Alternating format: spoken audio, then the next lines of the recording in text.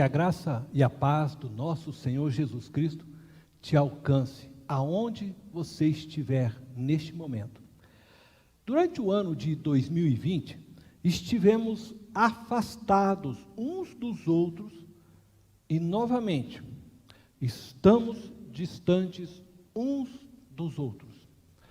Estamos neste momento distanciados, obedecendo ao decreto do nosso governador.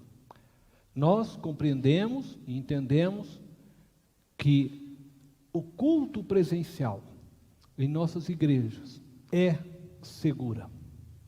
Entretanto, nós, em submissão e respeito à autoridade do nosso Estado, nós decidimos neste momento, então, nos afastarmos, nos distanciarmos e dessa forma, até o dia 30 deste mês de março, não teremos nenhuma atividade presencial.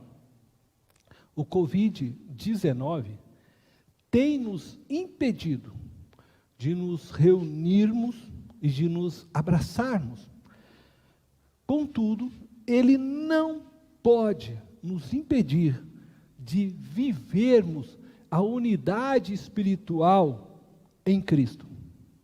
Mas o Covid-19 tem nos impedido de torná-la visível ao mundo. Estou falando da unidade que temos em Cristo e não do testemunho pessoal. A impossibilidade de nos reunirmos fez com que alguns de nossos irmãos se distanciassem completamente da vida da igreja. Perdemos o contato com essas pessoas. Onde estão? Como estão? Não sabemos, embora elas sejam parte de nós. O distanciamento provocado pelo Covid-19 trouxe à luz a fragilidade de nossa comunhão. Diante esta realidade, na busca de nos deixarmos ser curados e tratados pelo Espírito Santo de Deus, estamos refletindo no tema juntos. E hoje, no tema juntos espiritualmente. No livro de Atos dos Apóstolos, que poderia muito bem ser chamado de Atos do Espírito Santo, lemos as seguintes palavras no capítulo 2, no verso 44. Todos os que creram estavam juntos e tinham tudo em comum. Este verso nos mostra que havia duas características marcantes no início da igreja cristã. A primeira característica é que estavam juntos, e a segunda é que tinham tudo em comum. A segunda característica, tinham tudo em comum, só foi possível porque estavam juntos. Se eles não estivessem juntos, como poderiam ter tudo em comum? Por isso decidimos trabalhar neste ano este tema, juntos. Talvez você esteja pensando, não é mais possível em nossos dias vivermos esta unidade experimentada pela igreja em seu início. Nós, pastores, acreditamos que se juntos aprendermos e aplicarmos os ensinos da Bíblia, assim como na igreja primitiva, poderemos viver a experiência de estarmos juntos e termos tudo em comum. Para vivermos essa mesma experiência vivida no início da igreja cristã, precisamos primeiramente compreender o que significa a expressão estavam juntos e tinham tudo em comum. Em Atos, capítulo 4, no verso 32, acredito encontrarmos a melhor descrição do que significava estavam juntos e tinham tudo em comum, nos dias dos apóstolos. Diz assim o texto: da multidão dos que creram, uma era a mente e o coração. Ninguém considerava unicamente sua coisa alguma que possuísse, mas compartilhavam tudo o que tinham. Uma era a mente. Isto significava que todos possuíam um mesmo modo de pensar, um mesmo modo de compreender a vida. Todos viviam em obediência à palavra de Deus revelada pelo Espírito Santo. Uma multidão, mas uma somente. Isto tornava a eles possível estarem juntos. Ter uma somente só é possível quando todos se submetem à palavra de Deus sem reservas. Quando todos se sujeitam à voz do Espírito Santo e não mais à sua vontade e à sua própria interpretação da palavra de Deus. O coração. Coração fala de vida, de sentimentos. Significava que eles se compreendiam como participantes da mesma vida, de tal forma que todos eram amados e importantes. Todos viviam sob o mesmo sentimento para com o outro. Uma multidão, mas o coração. Isto tornava a eles possível terem tudo em comum, compartilharem tudo. Nesta visão, dividir com o outro é dar a si mesmo, é amar o próximo como a si mesmo. Na busca de compreendermos ainda mais o significado destas palavras, estavam juntos e tinham tudo em comum, vamos olhar para estas verdades através de duas lentes. A primeira lente será a espiritual e a outra lente, a natural. Através da lente espiritual, pretendemos olhar para o significado e implicações de estarmos juntos na realidade espiritual. E através da lente natural, pretendemos olhar para o significado e implicações de estarmos juntos na prática da vida diária. Hoje veremos as implicações de vivermos juntos espiritualmente e no próximo domingo veremos as implicações de vivermos juntos na prática do dia a dia. Vejamos, portanto, as implicações de vivermos juntos espiritualmente. Para que possamos compreender estas implicações de vivermos juntos espiritualmente, eu convido você à leitura do texto de 1 Coríntios, capítulo 6, do verso 15 ao 20. Diz assim o texto: vocês não sabem que os seus corpos são membros de Cristo? Tomarei eu os membros de Cristo e os unirei a uma prostituta? De modo nenhum. Vocês não sabem que aquele que se une a uma prostituta é um corpo com ela? Pois, como está escrito, os dois serão uma só carne. Mas aquele que se une ao Senhor é um espírito com ele. Fujam da imoralidade sexual. Todos os outros pecados que alguém comete, fora do corpo os comete.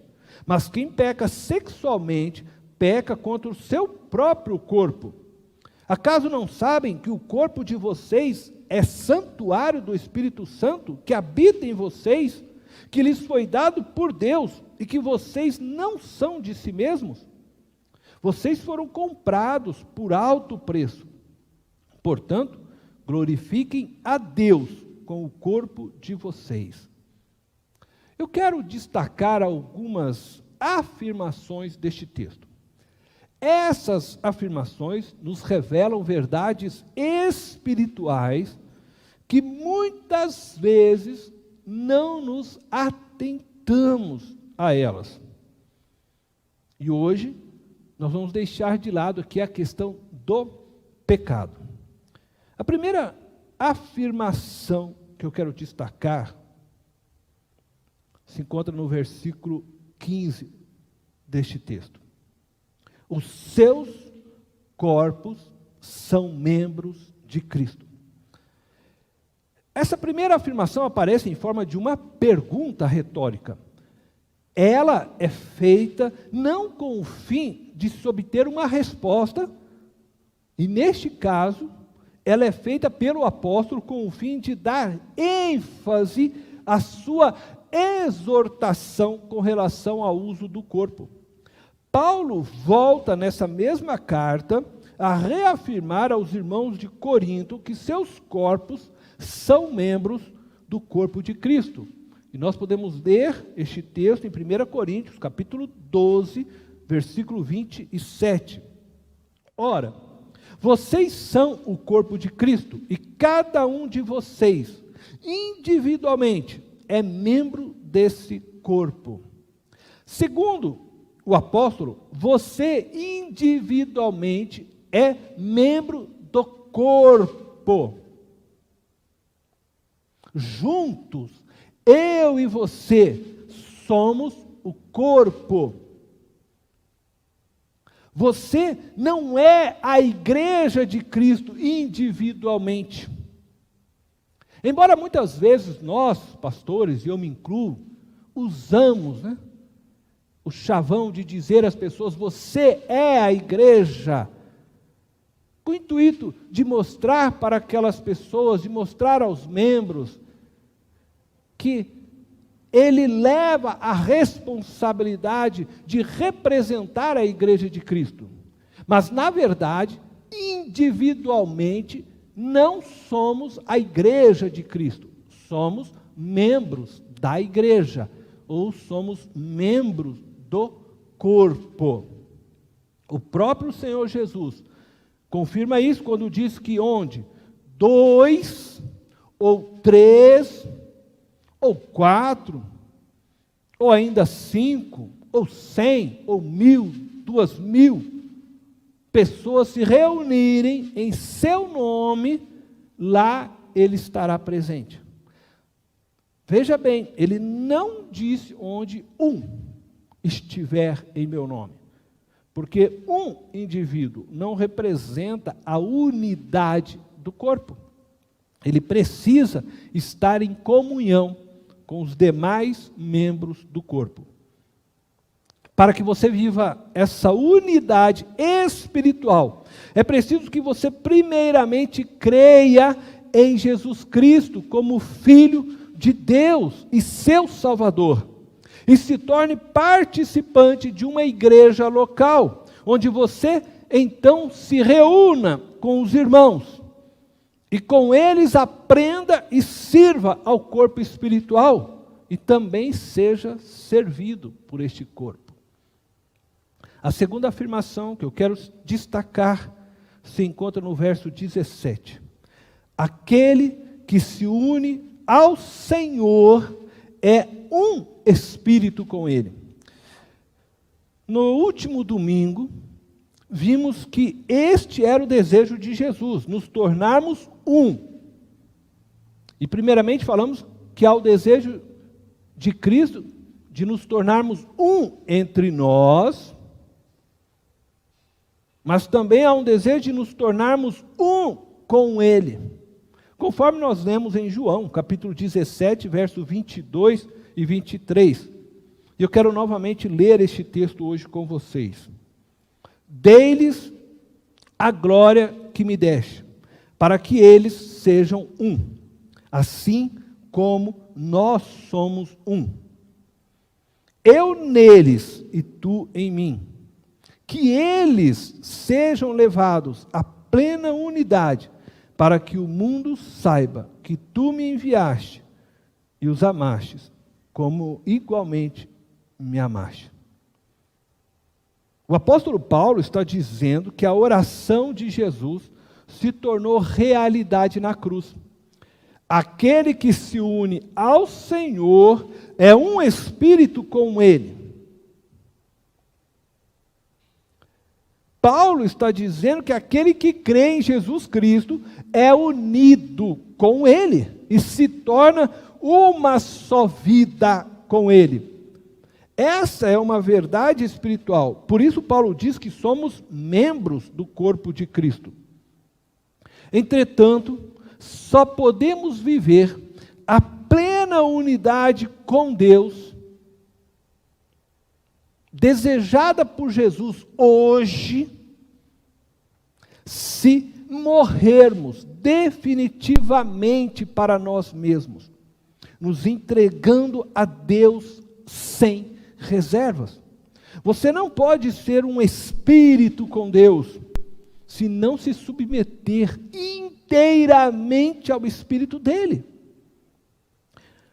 Você vive a unidade com Jesus por meio do Espírito Santo, mas não basta viver essa unidade apenas na dimensão espiritual, viver apenas na fé.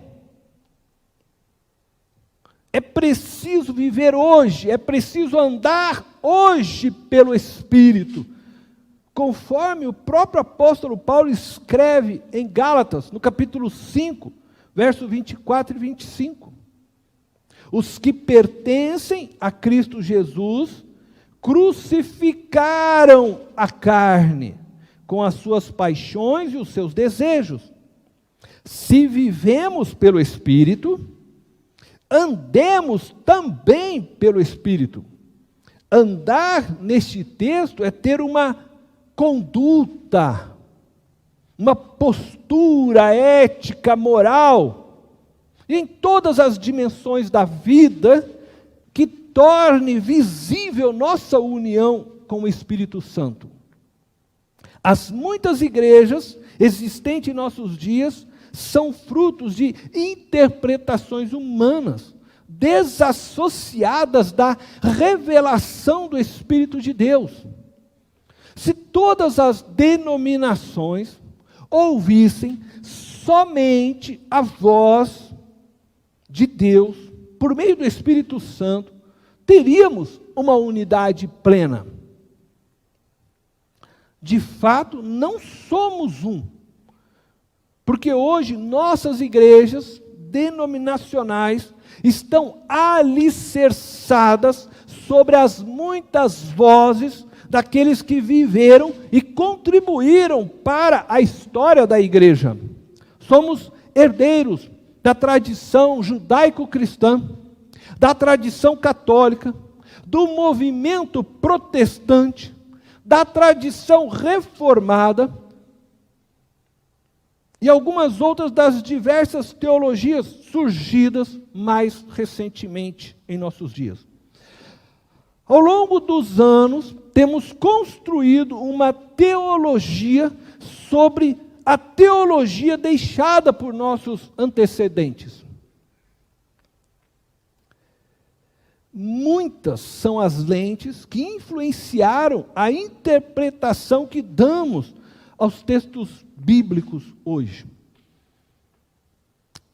Não devemos desprezar essas tradições, pois há muita verdade nelas. Mas precisamos ter coragem de retirar delas todas as influências que elas sofreram ao longo dos anos, da antropologia, da sociologia e de outras áreas humanas. Essa não é uma tarefa fácil.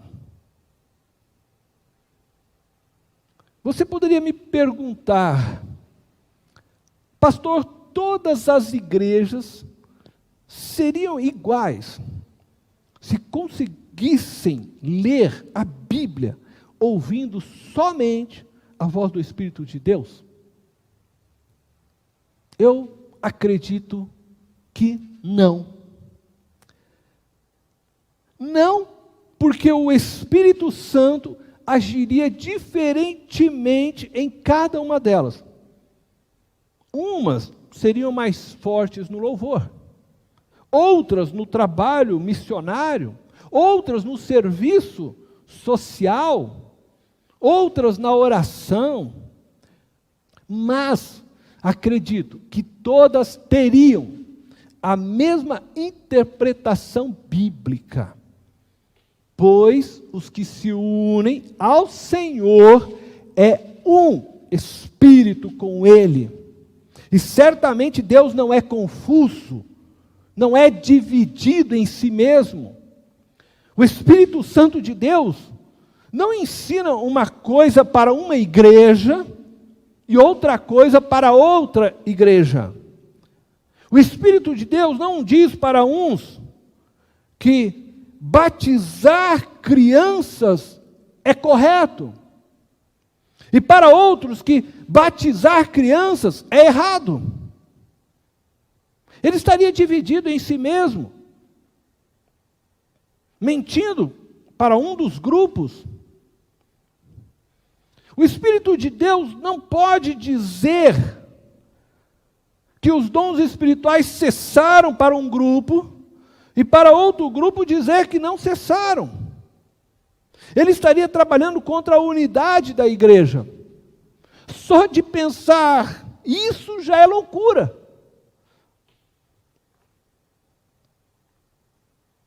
O que nos mostra que nós temos muito do homem na leitura da Bíblia. A terceira afirmação que eu gostaria de destacar se encontra no verso 19. O corpo de vocês é santuário do Espírito Santo que habita em vocês. Como o Espírito de Deus habita em mim, sendo eu membro do corpo de Cristo? E como o Espírito Santo habita em mim, se eu subsisto em Deus? Eu quero convidar você então a ler comigo Colossenses capítulo 2, verso 9 e 10. Pois em Cristo habita corporalmente toda a plenitude da divindade. E por estarem nele, que é o cabeça de todo poder e autoridade, vocês receberam a plenitude. Segundo o apóstolo Paulo, em Cristo habita corporalmente no corpo toda a plenitude da divindade, e não em mim, nem em você. Mas ainda, segundo o apóstolo Paulo, uma vez que estamos em Cristo, recebemos a plenitude de toda divindade. Por estarmos em Cristo, estamos imersos na divindade. Por ela somos envolvidos e transpassados. Dessa forma, o Espírito de Deus faz habitação em nós que cremos em Jesus Cristo. Portanto, eu penso que não temos um Espírito Santo individual para cada um de nós cristãos. Eu não tenho um Espírito Santo individual para mim, assim como você não tem um Espírito Santo individual para você. Porque eu acredito que a igreja muitas vezes imagina que cada um, ao aceitar Jesus, recebe o seu Espírito Santo individual. E de forma que aceita viver dividido. Afinal, eu tenho o meu Espírito Santo. Então não me importa a minha relação com você. Eu tenho em mim o Deus. E eu acredito que o apóstolo Paulo está nos ensinando é de que, na verdade, o Espírito habita sim em nós, mas ele nos envolve e ele transpassa passa o nosso próprio ser. Então, Ele habita em mim, mas habita também em você que está me ouvindo e que crê em Jesus Cristo. Habita em todo cristão, em todo aquele que crê em Jesus Cristo, e Ele nos une neste corpo de Cristo, de forma que estamos todos amarrados, entrelaçados, envolvidos por este mesmo Espírito. É isso que o apóstolo fala, que somos todos então batizados pela mesma fé, pelo mesmo Deus, pelo mesmo Espírito.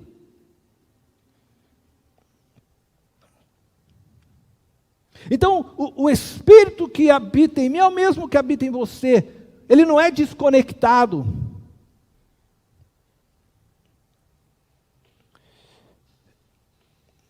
Ele habita em mim e invade a minha individualidade. Porque eu estou em Cristo. Porque me tornei parte do corpo de Cristo. E assim também Ele o faz com você.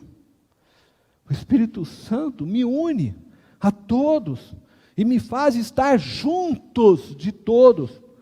Ele nos une e nos faz vivermos juntos como uma comunidade, com uma só mente e um só coração.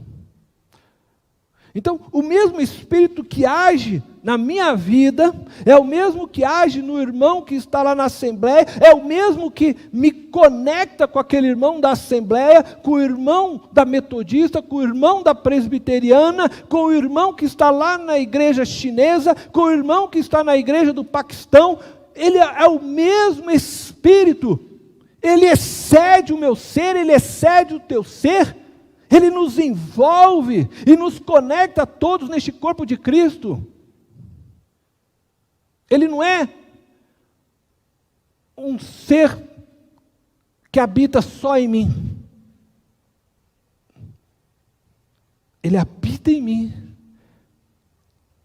mas Ele também habita em todos aqueles que professam a fé em Jesus Cristo, ao mesmo tempo, nos unindo todos e nos fazendo todos ser um.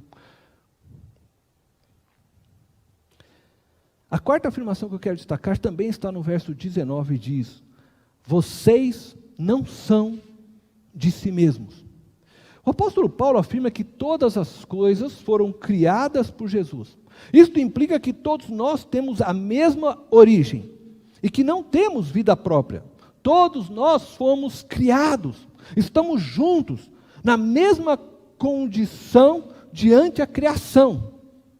Conforme podemos ler em Colossenses capítulo 1, verso 16 ao 18, diz a palavra de Deus: pois nele foram criadas todas as coisas, nos céus e na terra, as visíveis e as invisíveis, sejam tronos ou soberanias, poderes ou autoridades. Todas as coisas foram criadas por Ele e para Ele. Ele é antes de todas as coisas, e nele tudo subsiste. Ele é a cabeça do corpo, que é a igreja. É o princípio e o primogênito dentre os mortos, para que em tudo tenha a supremacia.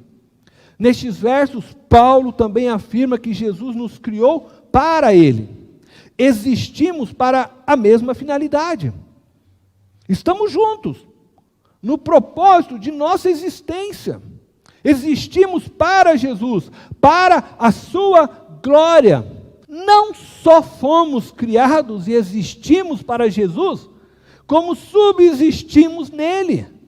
Segundo o texto bíblico, só estamos vivos porque existimos nele. Jesus é o sustentador de nossas vidas. O universo e tudo que existe só se mantém porque subsiste nele. Amém? Eu quero concluir dizendo que só conseguiremos viver juntos plenamente se conseguirmos compreender que nossas vidas excede a dimensão terrena. Somos mais do que carne e sangue. Somos seres espirituais, conectados um ao outro em Jesus, por meio do Espírito Santo. Precisamos nos conscientizar que não fomos criados para um viver individual. Nós somos criados para vivermos uma relação interdependentes com as demais pessoas. Só conseguiremos viver juntos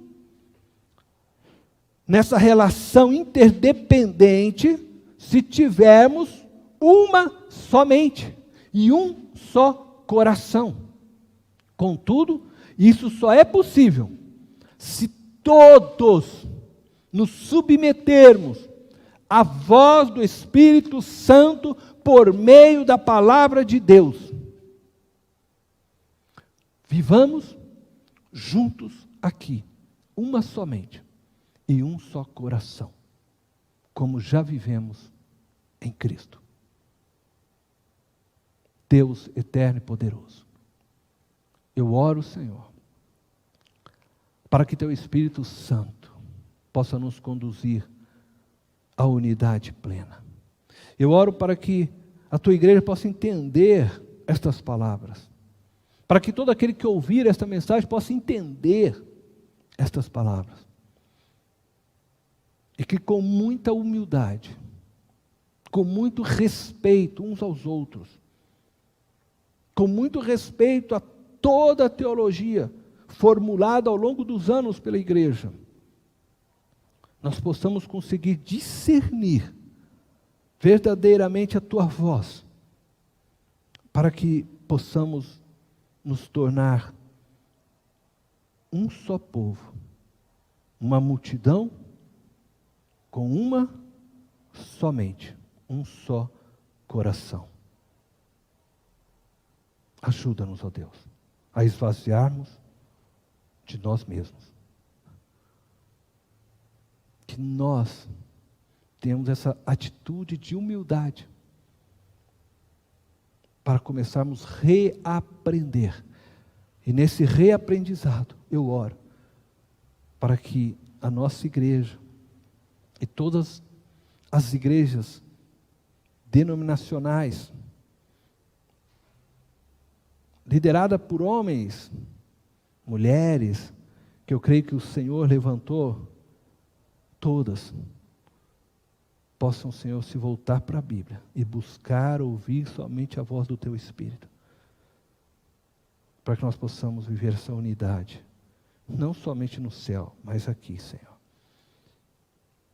Que nós, como membros desta igreja local, a primeira igreja batista de Itapevi, possamos também ter esta mesma atitude para com os nossos irmãos, neste corpo a qual o Senhor nos colocou local. Ajuda-nos a viver a unidade. Ajuda-nos, Senhor, a vivermos juntos, sempre, em nome de Jesus. Amém.